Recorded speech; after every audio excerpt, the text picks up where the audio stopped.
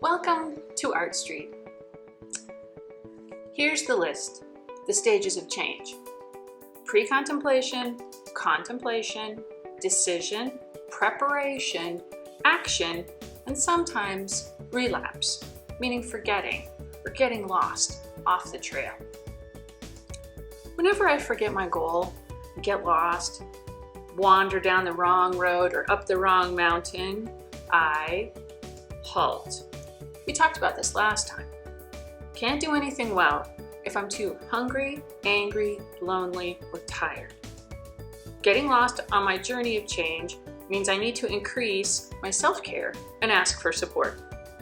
Lost is a good time to ask for directions, right? Here's the end of my Camino stories. I made it to Santiago de Compostela. And then I went on. The cathedral in Santiago has many, many doors.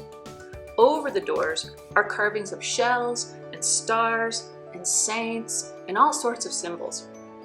Over one of the doors was carved an alpha and an omega, the first and last letters of the Greek alphabet. Alpha and omega are often referenced as the beginning and the end. But over this door, those letters are intentionally carved reversed, the end and the beginning.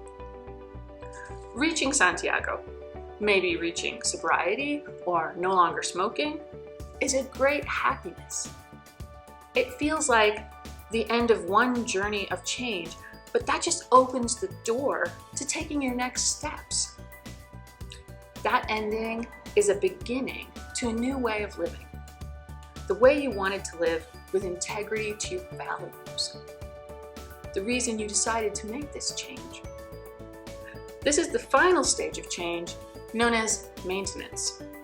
In Santiago, the word for this is ultreya, onward. After I spent a couple of days reflecting on that journey, eating and celebrating with new friends, getting a good night's sleep, I traveled on.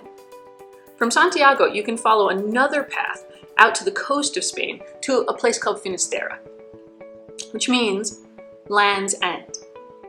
Many ancient people who lived there believed it was literally the farthest end of the world.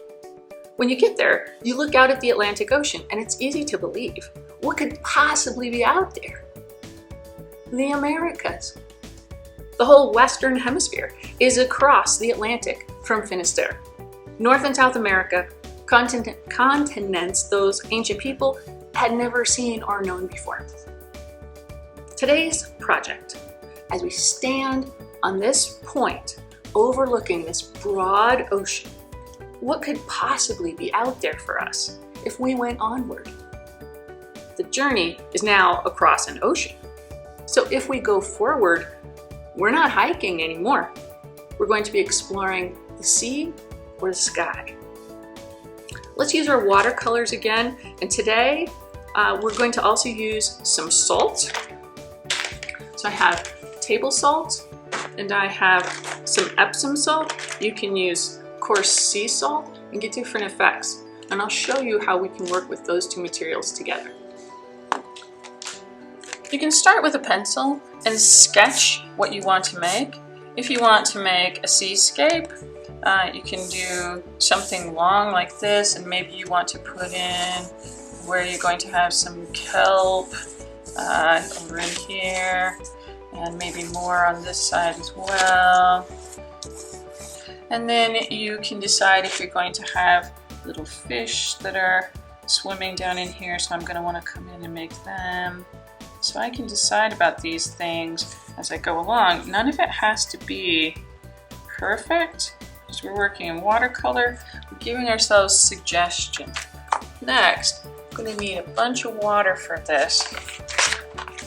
So I'm going to paint water all around where I have this imagery.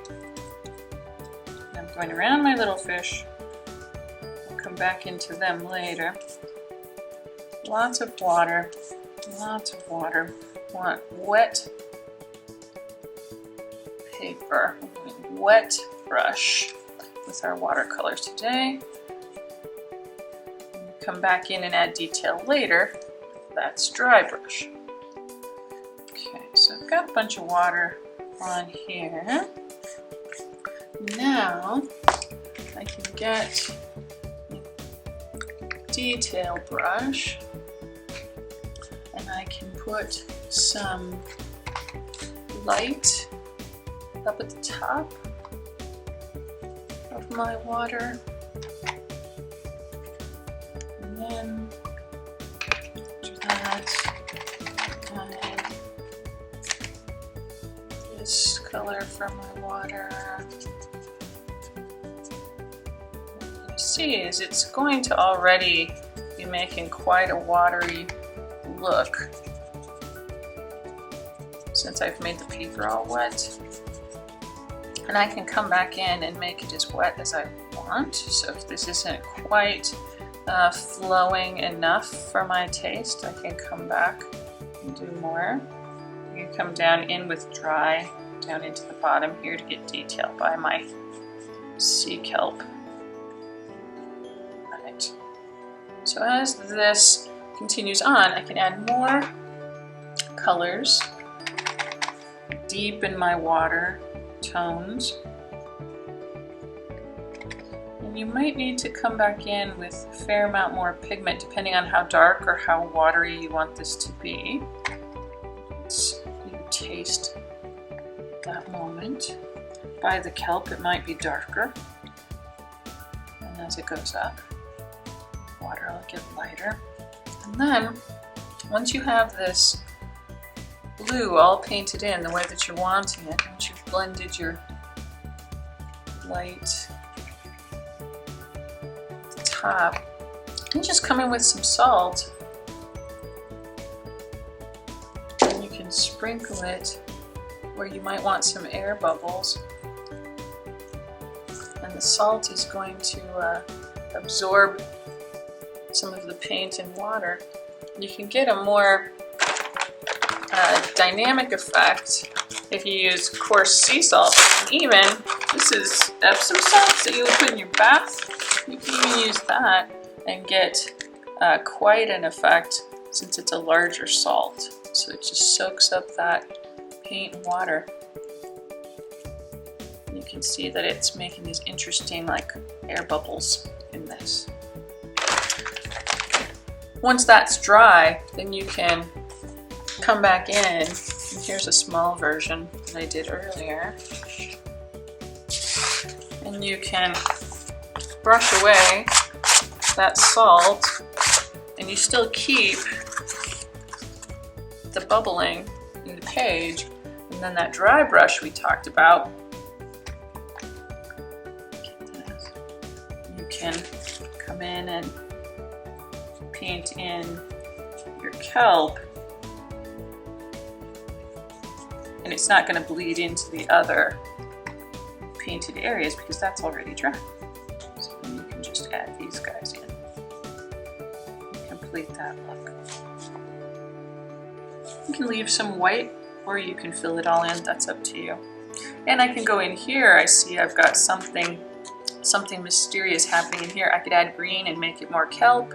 I could make it into a jellyfish in there. So maybe I've decided that's what I want it to be.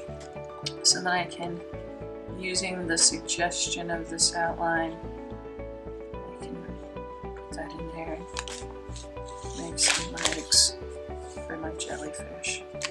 So you can just do what you want with what the water suggests. The other thing that we were going to make is maybe a sky. So here I've done one that had like a landscape line and our sky up here, and here's my salt creating rain or stars. You can get an interesting crystally bubbly effect in that. And then because I only did it in the sky, the landscape can be whatever tones I want them to be.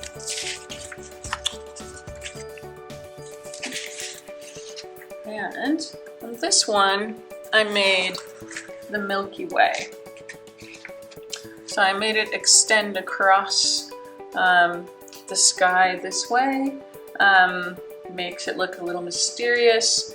Added the salt again to create the stars. You can still brush it away. And it'll still be underneath. You'll still get that bubbling. So you can see that right here. It lasts even when you take the salt away. So you can try to keep it on and spray seal it if you want all those particles and pieces. And if you don't, you can take it off and just have the effect. What do you think might be over the next horizon for you? There's a whole world of possibility out there just waiting for us to come find it. As the counterculture beat poet Tuli Kupferberg wrote, when patterns are broken, new worlds emerge. Ultreya. Onward, friends. Until next time.